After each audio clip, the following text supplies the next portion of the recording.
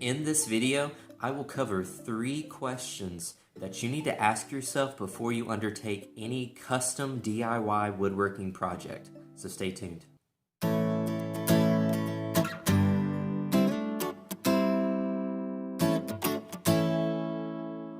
If you're interested in seeing more content like this, I would ask that you subscribe to the channel and also leave a like or drop a comment if you have any questions or if you want to learn more about the projects that I undertake.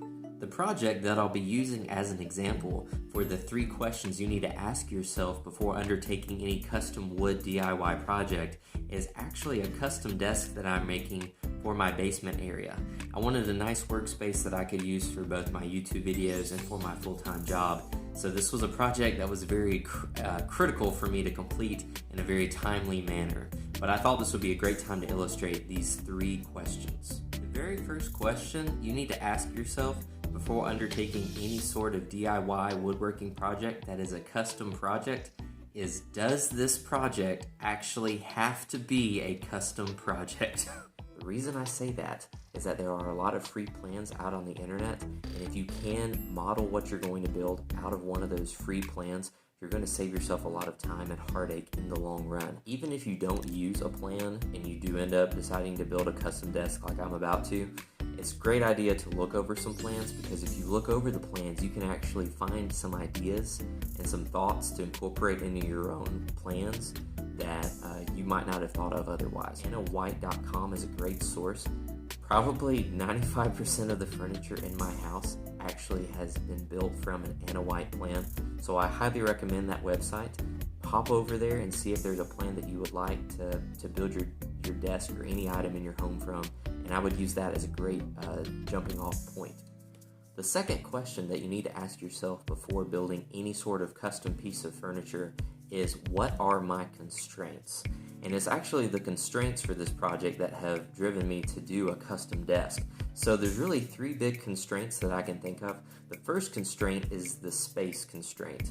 Maybe you have a very finite amount of space that you can put an item in, and you need to make your plans fit around that space. So the very first thing I would suggest is making sure that you take the dimensions of the space that you're looking to build something in and make sure that what you build is going to fit inside that space.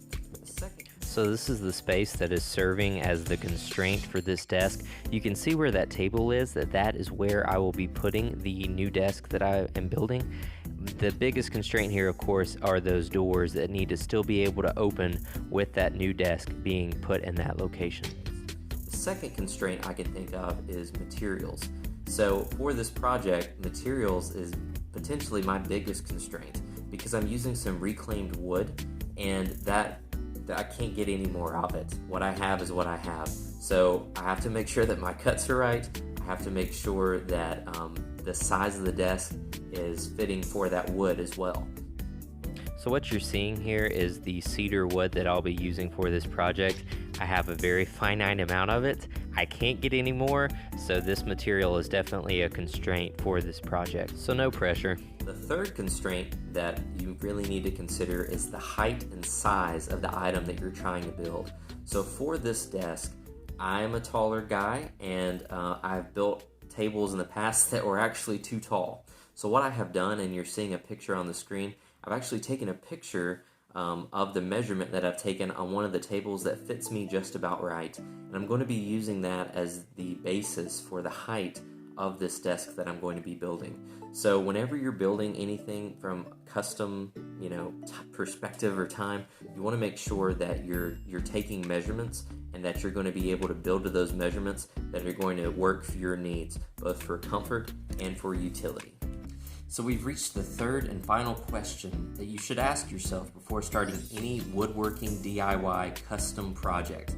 That third and final question is, what is my budget going to be for this project? And to help us out with this question, I've brought along my trusty Elder Wand.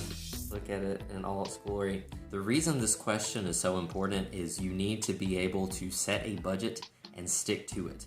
If you look for plans on the internet to kind of base your custom design off of, you might see several plans that claim to be able to be built for $70 or $100 for whatever respective piece of furniture you're building. What you need to know is that you still need to sit down and crunch the numbers. The reason why you have to use the dark art of math is you want to make sure that you're at least in the ballpark for your budget for the project. And you don't want to go over that budget because nothing good comes from going over a budget. So sit down, count the cost, and set some limits so that you know the maximum amount that you're prepared to spend on a project, and make certain before you even start that you're able to finish that project with the amount that you've set aside.